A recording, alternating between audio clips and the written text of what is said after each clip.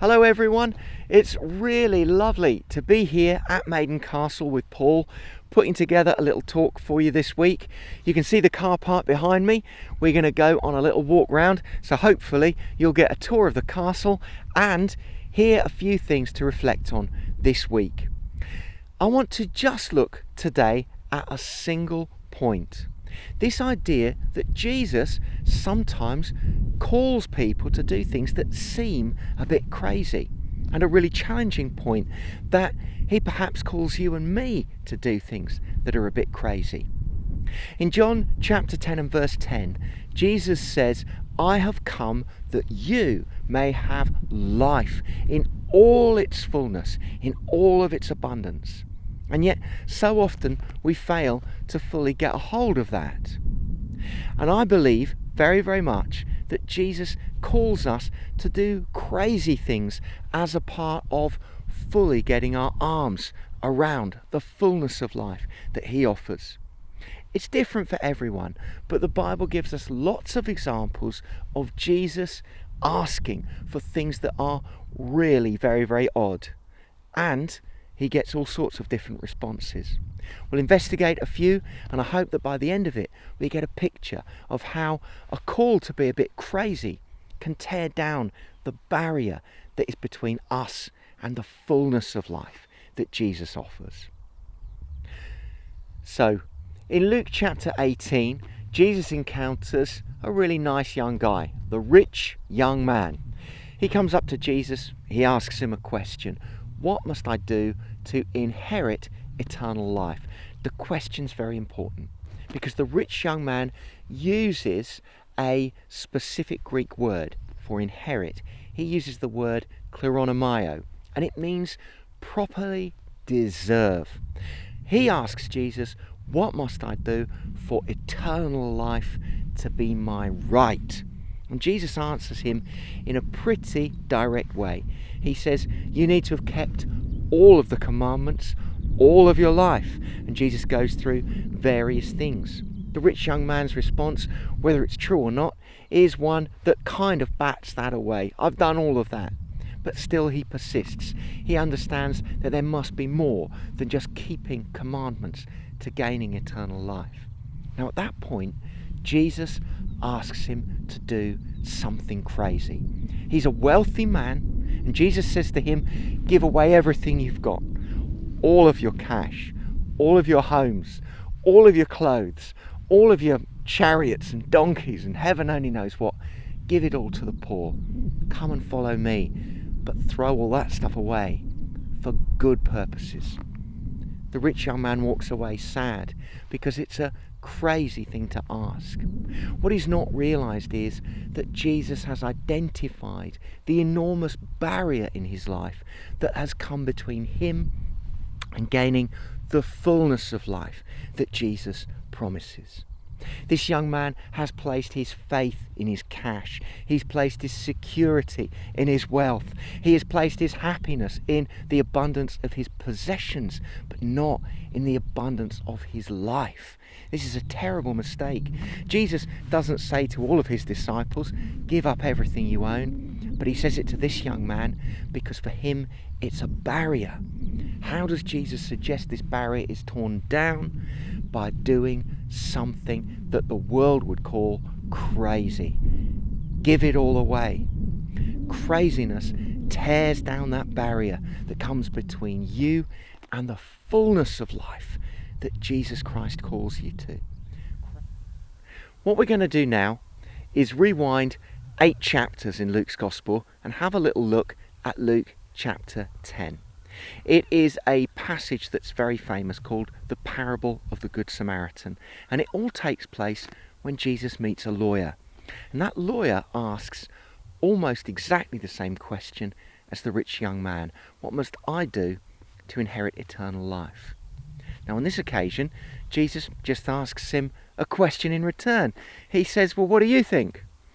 And the man thinks for a moment and says, well, I think I should love God and I should love my neighbour as myself.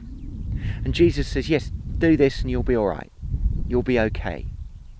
But the man obviously, like the rich young man, realizes that there's more to it. realizes that there is something still in his way. And so he says to Jesus, who is my neighbour? Who exactly have I got to love? What does this love really properly look like?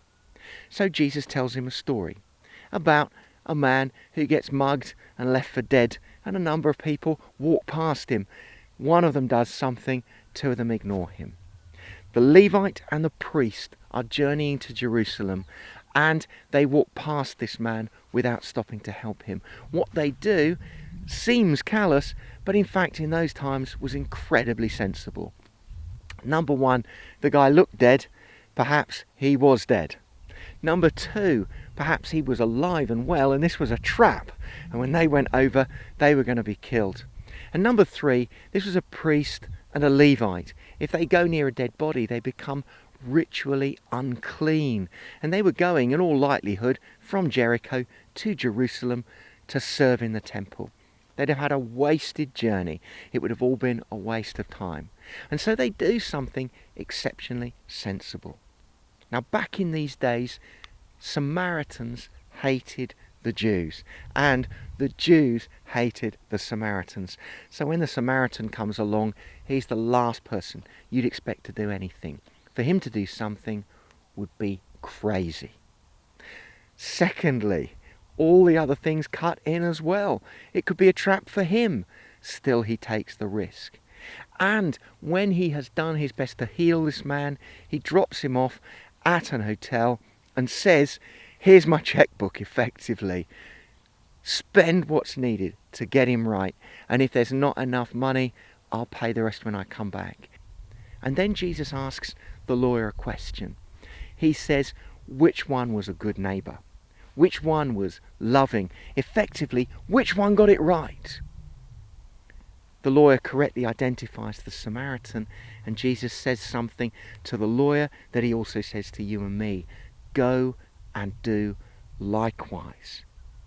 The crazy action tears down that barrier between us and the fullness of life that Jesus offers. We've looked at some biblical examples of Christ asking for crazy behaviour to gain that fullness of life. And I want to now give a much more modern example about a friend of mine called Andy. A few years ago, he was called by Tearfund to go over to Haiti for just a short period of time, I think about a month. He's a builder, and he had signed up to their emergency relief teams that they used to run back in the day. And he went over there to Haiti, to a little village called Baraka, where there was a hospital called the House of Hope. And his job was to build a new ward on the side of the hospital and to help the locals build it, give some expertise. When he went there, he was bowled over by the loveliness of the place, by the overwhelming sense of God's presence there, and by the desperate need of the children. And when he came back to the United Kingdom, he did something crazy, and he kept doing crazy things. First of all, he started saving all of his money and sending it over to the House of Hope in Haiti, because they were in such a desperate place and they needed things desperately. Then he and his wife went back to Haiti, and they ended up adopting a little boy from the hospital, and they brought him back to England. Then after a few years, they went and moved to Haiti, and they built an orphanage there. They gave up the way of life that they had known and their safety and luxury in the United Kingdom, and they went to that place because they were convinced that they should do this quite crazy thing. But the fullness of life that they received, the blessings, the encounter with God and with every good thing, it can't be overestimated. Andy loves to give testimony about God's goodness and about the way in which, yes, he called him to do something crazy, but didn't it ever tear down the barriers between him and the fullness of life that only Jesus offers? So today we have looked at 3 really good examples of Jesus calling someone to do something a bit crazy. The rich young man who didn't do it, the lawyer who thought about it, and my friend Andy, who cracked on and did it and really got more out of life than he'd ever had before, and lots of blessings poured into his life and indeed into the lives of the people who he met as a result of being a bit crazy. But what does Jesus say to you? What does he say to me? His conversation with each of us is a very personal thing. So often we are not alert to everything that he might be saying and doing in our lives. But be warned, perhaps he's asking you to do something crazy to really gain the fullness of all that he is offering. Something he says to us all is found in Luke chapter 9, and I really feel that it underlines the points we've wanted to explore today. Jesus turned to his disciples and said, "Whoever wants to be my disciple must deny themselves and take up their cross daily and follow me. For whoever wants to save their life will lose it, but whoever loses their life for me will save it. What good is it for someone to gain the whole world and yet lose or forfeit their very self?" I pray that these few reflections will be a blessing for you and that you'll dare to do something crazy if Jesus calls you to do it. Bless you.